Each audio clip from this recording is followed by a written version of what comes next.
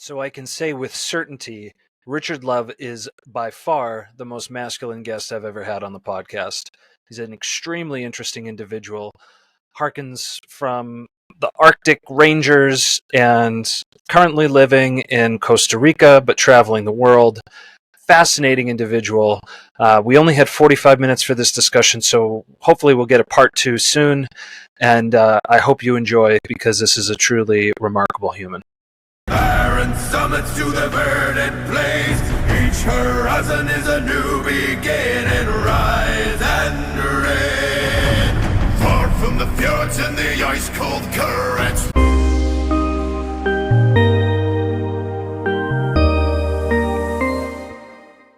Brother Savage, Richard Love, thank you for honoring us with your time. Yes. Oh my God, my pleasure. This is a great opportunity. I am so grateful to be here. Thank you for the invitation. Thank you, and thank you for calling out Liver King, because that is actually how I ended up finding you. I don't remember if it was on Instagram or TikTok. Because there's a series of fitness influencers or health influencers or whatever that I had followed, and that got sort of inserted into my stream. And then from there, the content was so entertaining, one, and then two, informative and inspirational. It was like, okay, this guy's worth a follow for sure. And you haven't disappointed since. The volume of content you put out also is really impressive. Yeah. Do you think so? Not everybody puts out enough things that are actually worth watching. I'll tell you one thing I missed, though, because I went through and I scrolled back over like your most recent stuff over the last, let's call it 6 months. I miss the food binges. Where is the pile of deliciousness? Because that was like my porn. I love that. Oh my God. Thank you so much for that great feedback. And that is a good question. So when it comes to content creation, and what you just mentioned, that I do put out a lot of content, some days I do, some days I don't. And that is all based upon how I feel and what the fuck I am doing. The content that comes out on all platforms are exactly what the fuck I am doing. Okay? I am not trying to put out content to portray this image of who I would like to be and none of that shit. What you see is the real fucking deal. So we're going to circle back on that Liver King video being one of those things that is a very, very good topic of discussion. So currently I am traveling. I am sitting in Miami here at the hotel, and the food binging videos seems to have disappeared, but it's basically not because I'm not eating that way anymore. It's just that I don't have access to the same type of quality of food in Costa Rica, for example, compared to Miami. Miami, it was like straight to Whole Foods, get your tri-tip steak, pair that with your bananas, pair that with your yogurt. Everything was more accessible when I was living in Miami. Now we have 45 minutes to the closest grocery store on the mountain that we have established our mountain cabin in Costa Rica. So that what you see is what you see. I will put down on my list that you would like to see some more food porn videos, and I will definitely do my best to serve you, Matt. But what I put out is the most authentic self of me. I am the content. I'm not trying to create content, meaning that what I say and share is exactly how I think and believe, and the way I love to train is exactly what I'm sharing. I'm not pushing shit that I don't believe in. The partnerships that we have had and have are all because they're in alignment, and I do believe it offers the Savage Army a great amount of value. By the way, speaking of which, the hostage tape, I thought that was the stupidest thing that I'd ever seen in my life, and then I tried it, and I was like, holy shit, I can't believe how well this works. You're absolutely right, Matt. And for many of us, when we first saw it, and that goes back to something that I do believe is a fundamental aspect of us being savages. If we have an open mind and an open heart, we will accomplish so much in life. So much contrast, and more contrast means more life, in my opinion. So, I'm really glad that you said open mind and open heart, because that's actually the original reason why I invited you on here. Because I follow lots of hyper masculine influencers who are just fun to watch. The premise of this podcast is largely spiritually based. I had my own sort of like hyper awakening a few years ago, and I realized that I was missing like 90% of my sort of feminine side. I buried it under a mountain of fear, because the idea growing up in my household was, if you're not masculine, then you're a pussy, or you're gay, or not that gay is bad, but like, well, actually the way my father talked it was.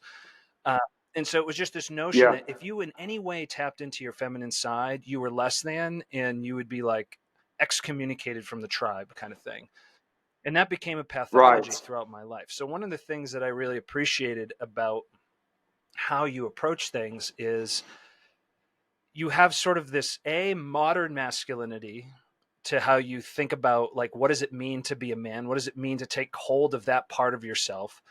And at the same time, you have an open heart and you're willing to do stuff like this. For instance, you have no reason, like, this is not in any meaningful way going to advance your career or the things that you're doing on a creative level. But the fact that you have such a place of giving inside of you, that to me, that's a feminine trait, right? And I think that's a great thing. It's not a negative thing. This idea that you're meant to be one or Right. the other, I think, is part of what is like ripping our society apart. So I just wanted to comment on. Yes, that is a very good point. Very good perspective indeed. And I do also believe that, like we said, with an open mind and open heart, you get to experience so much. Try to explore the world and the life with a closed mind and a closed heart. Like, what the fuck will you get out of life?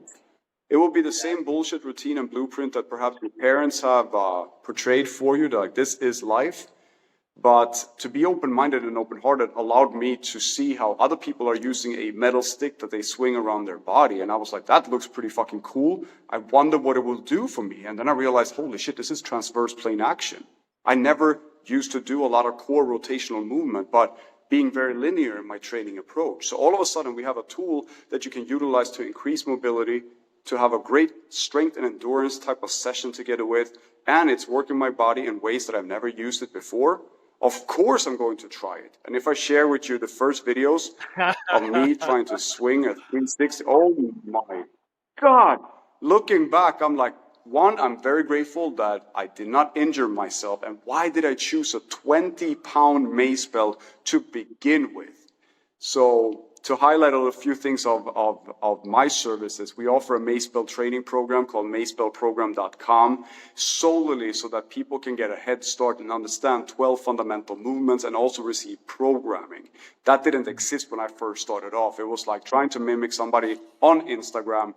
And man, I'm grateful that I made it out alive from that, Your rotator that time cuffs are period. also grateful, I'm sure. Yeah, everybody, my whole existence is grateful. So, in case folks don't know who you are, I imagine most folks who see this will likely have come through a channel of yours. But for the folks who are joining through mine, you have a very interesting background. There's not a lot of Arctic Rangers roaming the earth in general, certainly not that many who have become influencers, certainly even fewer who are blending the masculine and feminine and trying to raise the vibration of the collective through, uplifting and getting people off their asses and, opening their minds and hearts. So, Matt, you're hired, man. You're hired. We have a publicist role available for you, man. Holy shit. Holy shit. That sounded so good the way you described it. It's your life, as far as I can tell. I gotta have you on speed dial, man. Whenever I'm feeling not so great, Matt, listen, please describe how you look upon me again. So, give a little bit of background on sort of what your life was like growing up and how you found yourself in the Arctic Rangers, because I can't imagine that that's 50% of people graduate high school and get into that, right? Like, that seems like a pretty extreme way to decide to spend your 20s. Right. That's a very good question. First and foremost, my name is Richard Love, for you who are unfamiliar with my face. I'm a father of 5 with 5 different women. That's not true. I was just joking. When it comes to me wanting to join the Arctic Ranger Division, so I was very active as a kid. Soccer, swimming, basketball, you name it, I tried to play it. And back in the days, like you and I know, there was no phones to, keep us entertained. I think Game Boy was the most severe things of electronic device that I was using. So you were out in nature all the time. So you grew kind of like an understanding of how your body can work and not work when you're climbing trees and when you're sprinting for a soccer ball or whatever it might be. So I was very competitive at an early age, and I, started to play basketball. I became part of the team. And I always felt as if, being in a team is all great and whatnot, but if I'm not getting playtime, man, that is affecting me, who I am, because I know that I'm capable of so much more, right? So when I did graduate from high school, yeah, in Sweden at the time, this depends and varies between the political parties. If doing your military service is mandatory, or if it's voluntarily. It was mandatory at the time when I was graduating high school, so I wanted to do the most extreme that I could think of. Now, with that being said, I also tasted my first plate of defeat, because at the time, being a kind of Swedish version of Navy SEALs, where you learn how to dive, you learn how to ambush islands with a speedboat. That's what I wanted to do. But I failed. During the test period, I had trained what I thought was significant amount, but what I didn't realize and what I didn't put into the equation, what happens when your body is supposed to be performing, when you're sleep deprived and food deprived. That was not something that I trained, and that was new to me. So after a full night of not sleeping, to run a 10K sub 45 minutes was the test, and I failed miserably. So I got kicked out from the test period. I got a huge slap of humiliation and humbleness at a very early age. So I was like, okay, I really want to do this. I really want to be part of something extreme. The second extreme, not perhaps in that order, was to go to the northern part of Sweden, where the sun does not appear during the entire month of January, and the sun is up all day, every day during the month of June. This is in the northern part where you are above the Arctic Circle. It's a very extreme environment and hostile environment, because during the winter it gets cold. We're talking negative 40 Celsius. I do not know how much that is in Fahrenheit yet. And during the summertime, you are bombarded by mosquitoes. It's rough living up there. So the first 3 months was all about training us to be able to handle the load and the backpack that we were about to then, and later on that year, ski with. So the first 3 months was all about kind of like selecting between and having people fall off naturally because of X, Y, and Z. So we were 600 kids at 18 years of age who took a train from Stockholm to the northern part of Sweden, which is an overnight 18-hour train ride. Nobody knew anyone. We were just destined to try to become Arctic Rangers, right? So you're sitting in small little train, what would you say? It's small little rooms, basically with 3 bunk beds on each side, and you're heading to something very much unknown. And what you're seeing on TV, for example, where people here in the States are about to do basic training and they jump out of the buses and people are on them, the sergeants up there, they took it very, very easy. They knew exactly how we felt. They knew exactly how scary this was. So they were like, please, welcome. This is where you're going to be. And everybody was like freaking out even more because of that fact. Like, we had painted up this picture, all of these expectations, they completely just cut that by the tree, by the root. And that was kind of like the start of the entire 15 months that I spent in the northern part of Sweden in a place called Arvidsjaur. It's a very hard Swedish word to pronounce. It's an even nastier place to be at. But the first 3 months was all about the selective period, and I tried to do my very best to keep up. And I knew from failing at the first test, I had to train myself completely before joining the Arctic Ranger Division. I was sleeping maybe 2 hours in a 48-time period. I didn't eat anything, nothing but what I found in the forest. I was out backpacking with as heavy as I could pack my backpack. I was really wanting to commit to something greater than myself. Where do you think that came from? Because I know a lot of teenage men, because I used to be one, so I was surrounded by them. And it is not the most common outcome that when you fall flat on your face in front of your peers and suffer what you call the humiliation, and I've been through several things like that myself, so I can appreciate this very specific term. What was your childhood like? Was it your parents? Was it some kind of strife? Like, what do you think built you into the type of young man that would go from that piece of humiliation to, you know what? I'm going to try something that's arguably even harder in a different direction because fuck it, why not? Where do you think that Right. came from? I, that's a very good question, and I think that there's different answers to that question. I want to start with like saying, for example, my mom, she raised me by herself until I was 8 years old. Then my dad came back into my life, and I saw, you sense as a kid, as a baby, when you're growing up, like you can sense that your mom is really doing her very best to put food on the table. Um, and I saw how she was struggling at times, and I promised myself that my mom would never struggle again. Like at that age, I was like, you know what? I'm going to make sure that my mom never cries again. And then my dad came into the picture, and it was the best thing. Like, I have a dad, holy shit. And I looked up upon that, and he was just amazing. He was strong. He had finished his military training when he was younger and upkept, the calisthenic basis of his physical appearance. And I just thought that he was the man. My mom started early on working as a police officer, and my dad was working as a paramedic.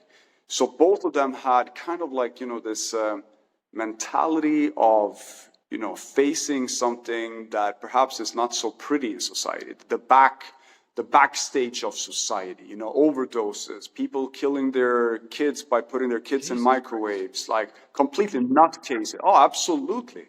I like the nutcases of nutcases taking place in Stockholm, from horrible accidents taking place in traffic. Like I saw mom and dad, it's like they pushed through despite what they were feeling. And they never spoke about how they went through an accident where two kids died and the dad, survived and he was drunk or whatever it might be, right? So I just saw like this level of commitment to the course no matter what. I didn't sense it at the time. I was around it.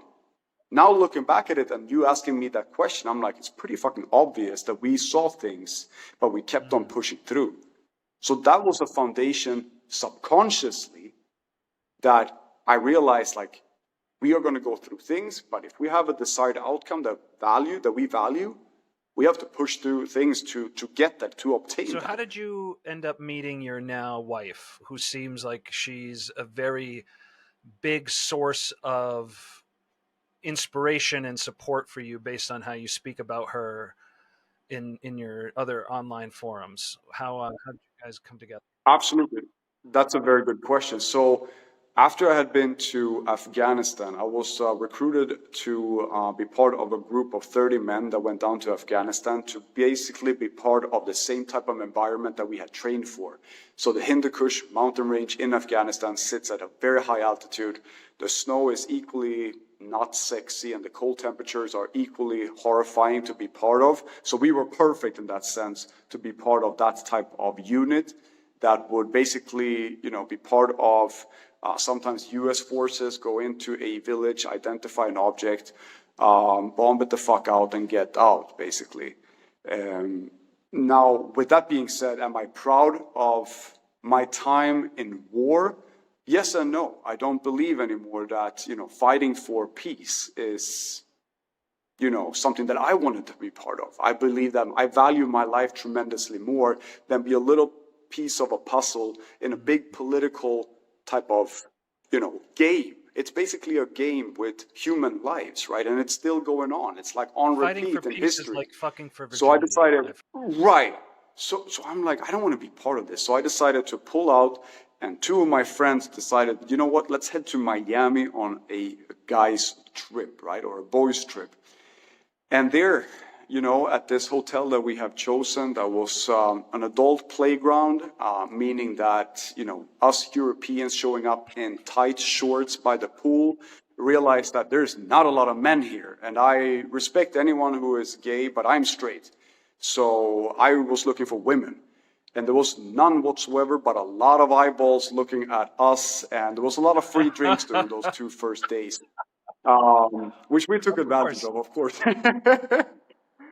But in that hotel, my wife was working as a spa coordinator. So she was about to have her last 2 days at this hotel called the Standard Spa in Miami.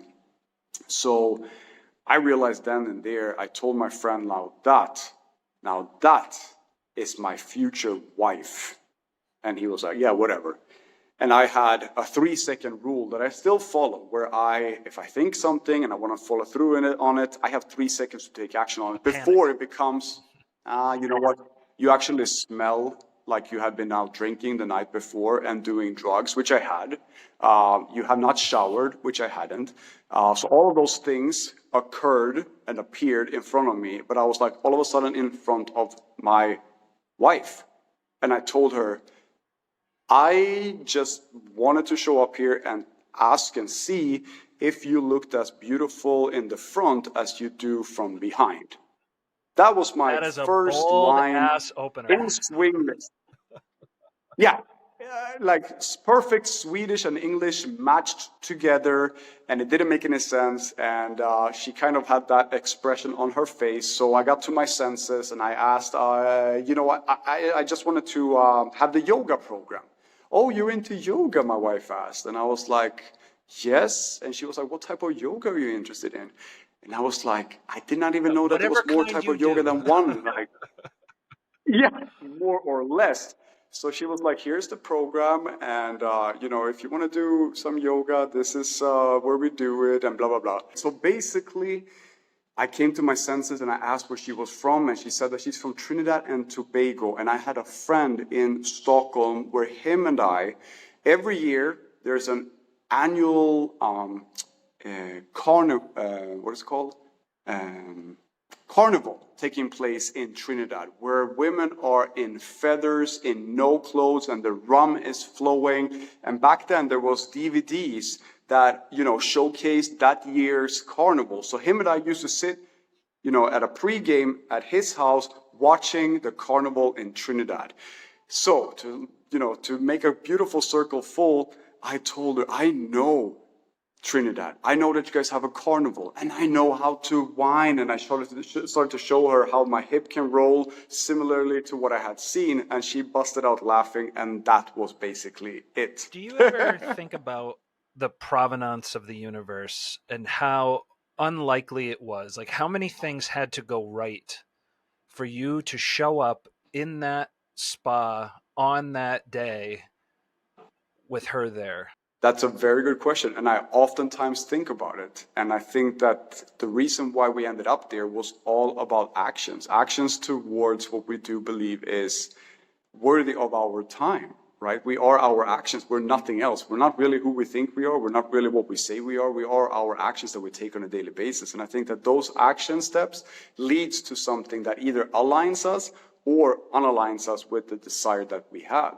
Now, desire or universal, guidance, whatever you want to call it, I do believe that now I believe in it. Before, when I was in the military, it was all about you don't feel what you feel, it's what you see, it's what you hear. Do not look for anything deeper. My wife then, after we had met, started to show me that there's levels to our existence and how manifestation works and how to attract things into your daily life simply by aligning yourself through action, but also through manifestation.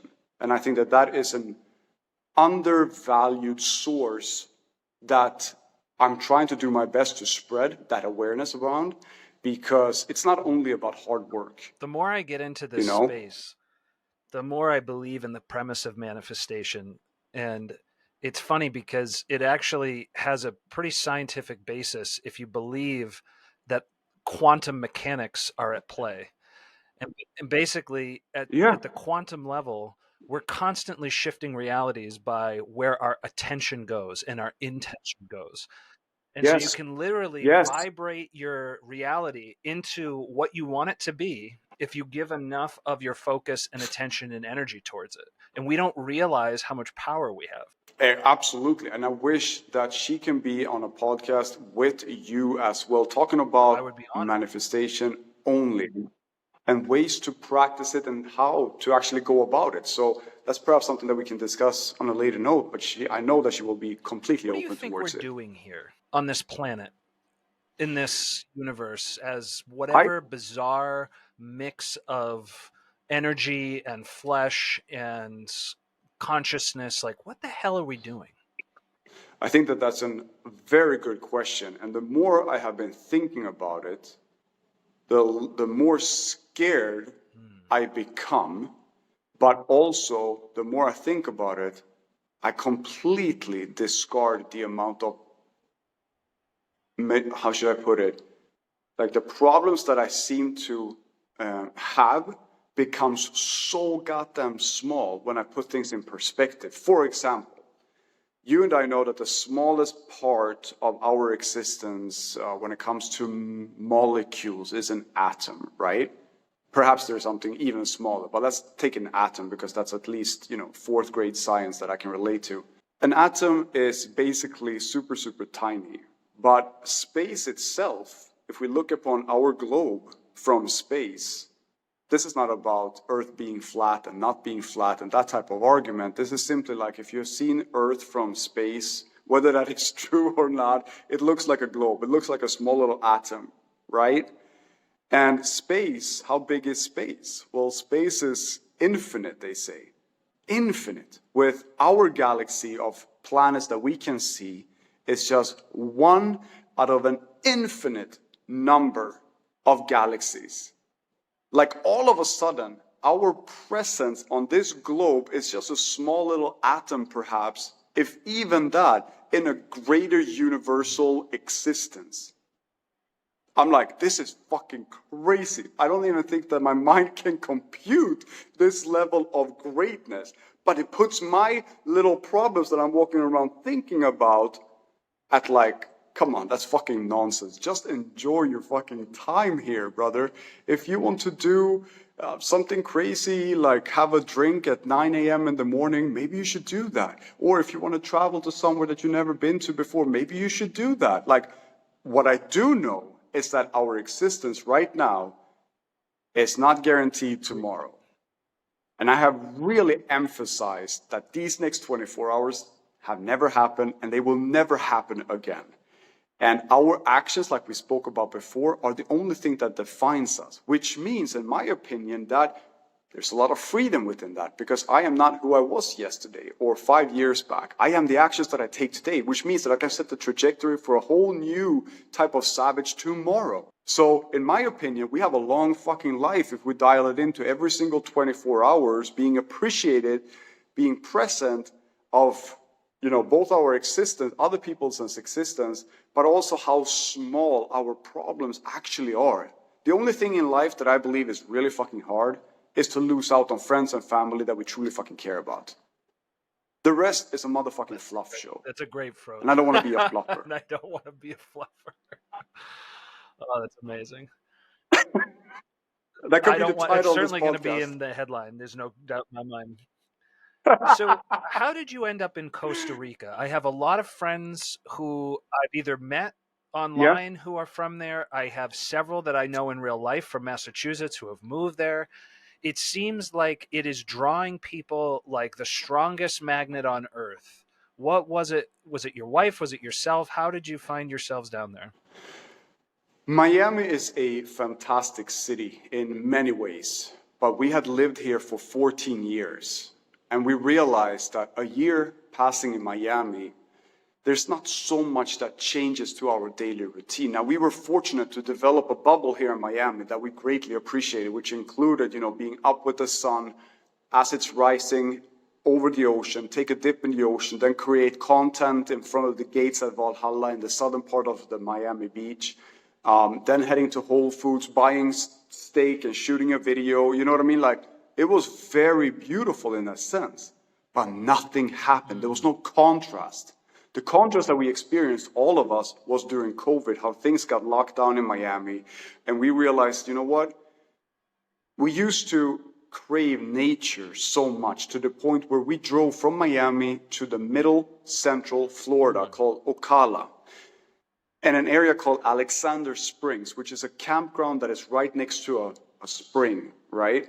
So we used to camp out there for 3 days, always surrounded by people who were there to party. There was always some kind of commotion going on, right? People getting, fucked up and whatnot in nature. So we never really got what we wanted, but it was an escape away from Miami. We have always wanted to be in nature because we know that nature gives and cities take our energy. Nature, it just keeps on giving. It doesn't require you and me to continue to flourishing. Definitely, it just wakes up every day. There's birds, there is leaves that are growing, fruits are being produced, vegetables are growing in the ground, you name it. It's just happening unconditionally. Hey, take part, submerge yourself in me, and I will continue to give energy back to you. Okay, everyone, just like what you described, coming back from Costa Rica is saying, you know what, it's a fantastic country. We went and saw this, we went and did that. We were like, you know what, it's time. Let's get rid of our apartment, let's put the stuff in our storage, and let's go and explore for the next coming 3 months and see where that takes us. And that was exactly 1 year ago to this date. We had a flight to Costa Rica. We had 3 months in a cabin, rustic cabin, above the clouds. We chose to not be by the ocean because that's how we had been living in Miami for the longest. So that was not appealing to us. Heat, tropical heat was not appealing to us as well. And that's what majority of people that goes to Costa Rica experience. They experience the rainforest, the Pacific, the Caribbean coast, They're the not sitting in an volcanoes ice perhaps, cold river the northern part. for their cold plunge. Right, right. So we found this spot, right? And first week, we're like, this is absolutely insane. Like sitting there, watching the sun come up behind the mountains at 5:30 in the morning. I was up at 5:30 in the morning, awake. I fell asleep when the sun set at 7:30 at night. During that day, we had cold temperatures in the morning, we have hot temperatures during the day, and we have rain for the next coming 6 hours from 3 onwards. So 3 different kinds of weather every single day. We're like, this is nature. This is nature in its cycle on a daily basis, and you're part of that. So we were like, this is absolutely incredible. So month after first month, we started to look for land. And in this village, there's 77 people, okay, 3 families. The way they're living the life is the cow gets milks in the morning, the eggs are picked in the morning, we make cheese, we collect blackberries that is being sold at a market. You know, it's the way life has been for the longest for majority of people. In 2023, coming from Miami, where you step onto the street and you have 6 different options on how to feed yourself, how to, you know, caffeinate yourself. And if you're hungry, you can always order Uber Eats. You're surrounded by people on a daily basis. Coming to 77 people on a mountaintop was completely that contrast that we spoke about. And we spoke about this before, that the more contrast that we have, the more life we live. And then after month 1, there was an opportunity to invest in a piece of land and a piece of property there. So we started that process. And then one thing just continued leading towards the other thing. And now, a year later, we are 35–40% done with building a modern cabin at 9,000 feet, small, big outdoor terrace spaces, small internal space. We're looking to build a sauna as well. So slowly but surely, we're actually establishing what we can call a home, because we do not have a home in Miami anymore. Right now, we are at a hotel. We will travel to Europe soon. So right now, we're living a lifestyle that we've been working towards for the past 13, 14 years to be able to have. Thank you. It's amazing that so many things have sort of come together. And I wonder how much of it is thanks to your 3-second rule, right? That you just take action when it's time. 3-second rule and manifestation. My wife she felt it, and she was like, Richard, she opened up my mind. We were living here in Miami and working as a personal trainer, training people out in nature, together with nature, like I've always believed in since I graduated from the Arctic Ranger Division, training top of the top clients here that owns bank dealerships, like car dealerships, the top of the top, changing their lives on a daily basis because I'm showing them what they're actually fucking capable of. It's not about losing 5 pounds of body fat, you know, because I want to fit into my wedding dress. Like, that's not the type of client that we wanted to have. I had my clients for years, not for 3 months, years. Some of them for 10 years. At some point. Absolutely. I'm like pissed off at those motherfuckers thinking that they have to limit their existence because they can't, swing 300 kettlebells. Well, we're going to fucking swing 300 kettlebells today. And if it takes 2 hours, that's what's going to be required. But you're going to have a paradigm shift where you shift your perspective of your own capacity to perform any form of physical task. That's what my training was focused on with these clients. So what she did, she was like, Richard, this is all great. You have reached a level that you have been dreaming about. But if your client takes off, or if we take off, there's no income. You need to have a product that you stand by and stand for, which we developed into savagesandbags.com, our Savage Sandbags. We developed training programs around the Savage 5 tools that we work with: the Mace Belt, Kettlebell, Steel Club, Savage Rings, and Savage Sandbag. We have a membership for clients. We have one-on-one training together with me if they so want to. Like nowadays, we have established a location independency. That all comes from her, opening up my mind again, because I can do the same thing. I can eat the same type of food all day, every day. But what happens with that? There's no contrast to that living. And without that contrast, I think that the 3-second rule in the manifestation and the contrast, the desire to have contrast, not everybody wants to have contrast in their life. They love it exactly the way it is. And I don't blame anyone. But I do believe that there's so much more for us to experience on, again, a daily basis. Absolutely. Does that make any sense? And I fully agree with everything you just said. Speaking of so much more to experience, Costa Rica also reminds me of mystical experiences because they host a lot of retreats and it's a very spiritual place. Yes. Have you found yourself entangled with any of the plant medicine that they are serving down there? And if so, any experiences you're willing to share about that? Absolutely. I share everything authentically, straight from my heart. I have no filter, which is good and bad. But in reality, I just want to share because I'm not trying to pretend that I am somebody. I'm absolutely nobody. I have no idea who the fuck I am, but I like who I am becoming. That's usually my response to everyone who asks me, like, who the fuck do you think you are, calling people little pumpkin left and right? If you're triggered by little pumpkin, come on. So in Costa Rica, literally what we have been doing down there is aligning ourselves with nature, submerging ourselves in nature. And that has been so changing. It has been so life-changing for us that we basically don't venture away from our little mountain village, except when we absolutely need food. So I haven't explored the Pacific coast, the Caribbean coast, the volcanoes. I haven't done shit. And when it comes to Costa Rica, for example, being now turning into a great location to have, medicinal experiences from nature, I'm a little bit against joining something that I perhaps think could be a little bit of a touristic, like, oh, this is guided towards retreats. Like, I'm a little bit like, I think it's so sacred that I don't want to dirty it by making it mainstream. Does that make any sense? But I also think that it should be mainstream because it's better than anything else that is mainstream, that the government is pushing into our mouth holes. So at the same time, I'm like, fuck, if everybody took ayahuasca, the world would be completely fucking different. I don't have any personal experience with ayahuasca, but I have a profound experience with psilocybin, and that took place in Miami before we even left to Costa Rica.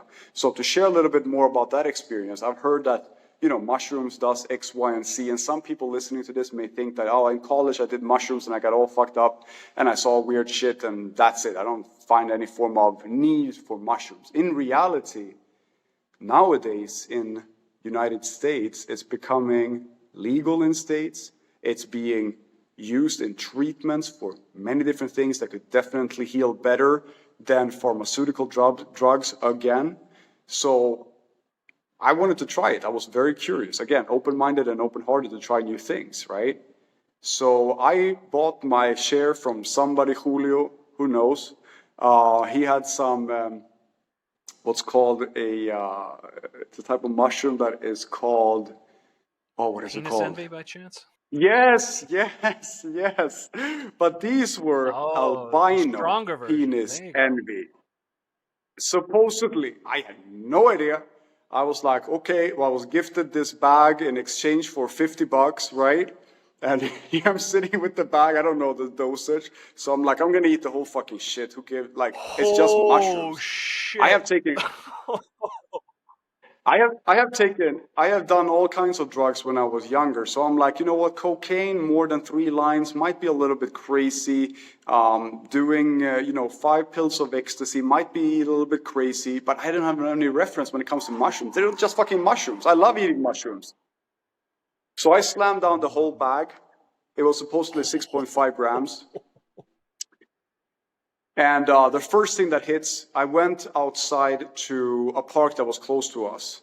Because I was like, I've heard that the setting is important, that you set your intention with mushrooms. I was like, well, I just want to have a good time, That was my intention. And my setting was, instead of being at home, I can be in a park, right? So the first thing that happened is that I started to get very nauseous, right? There's like, oh my God, everything is spinning tremendously. And I'm like, wow, like I'm about to throw up, right? Like I can't do it here. Like, oh shit, what is going on? Like I started to get nervous. Like, am I being, like, Right. did I get intoxicated? What's going on? And then all of a sudden, after that nausea passed, I feel like I stepped into a whole new dimension. When you start to look at your hand and you see how that life force is flowing through your hand, just as it is doing, throughout the tree, on the grass. I'm like, this is so beautiful. And I just started to cry. I'm like, this is so beautiful. And think about this. I'm coming from Arctic training, like what you do, what you say, don't fucking feel, just perform the task at hand. If you kill a civilian, so be it. It's collateral fucking damage. Like, stay fucking hard, like, don't feel. And then seeing this blissful experience of the world for the first time, where I felt as if my mind was just really opening up to the fullest potential. And I'm starting to, like, really just loving my presence here on this planet, right here and right now. It's the best opportunity to dial into the very most present moment. There's nothing else that matters than right here and now. So it was raining at this park. I was there with our dog, Coco, and I saw her, the life force that was flowing through her as well. And I'm like, oh my God, you're so beautiful. You're so beautiful, right? And then there's this girl that appears out of the blue, and I'm like, I don't know if this is real or if it's not real. I can't really tell. But in this park, when it's raining hard, Miami summer rain, it's coming down on us hard. We're getting wet. She's like, hey, how are you? Is your dog friendly? And I just busted out crying. I'm like, we're all friendly here. We're all friendly. It was so beautiful. And it turns out that this girl, I love her to death. We have been speaking many times about this experience. She's like, are you on mushrooms? It was the best person that I could So ever lucky. meet during this experience, right? So she was like, you're doing great, just enjoy, like, how do you like the colors? Like, what do you think? Like, starting to talk to me and see how I experienced it. And the worriness that I had was like, that's going to pass, let's just sit down and chill, like everything is going to be fine. Oh my God, and then I walked home to my wife and I was still, under the great influence. And I was like, I finally see you. I see you, my love. We have nothing. We don't need anything. You and I, we don't need anything. We have everything that we could ever dream of in each other, you and me. It was like the purest form of love. It was the purest form of seeing your significant other, seeing myself, the love that I have for myself, and the not so many things that I love about myself. It was so beautiful. Richard, I want to honor your time because I know you've got another commitment. I can't think of a more beautiful way to have concluded. I hope we have a chance to talk again in the future because you are a very interesting gentleman. Thank you, and I hope so too, and I know that we will. This is a Thank you. great beginning. If you could leave the Savage Army with one message, what would it be? The savage exists already within each and every one of us. I am not creating a savage out of anyone. I'm just holding a space for each and every one to feel safe to align with that savage. We are a global community. This is not about me. I'm an equal part of the savage army, just like you are, Matt. And the savage already exists within us. The actions we take on a daily basis, we either align with that savage or we don't align with that savage. That choice is up to each and every one of us. Beautiful. Well, thank you, sir. Best of luck in your endeavors. I hope the cabin comes to fruition, and I'm sure it will, and it will manifest other things around it, and look forward to checking in with you in the future. Thank you so much, Matt, for your time, for this opportunity, and I can't wait to share this podcast with more people because it's been amazing. Thanks, Richard. Thank you.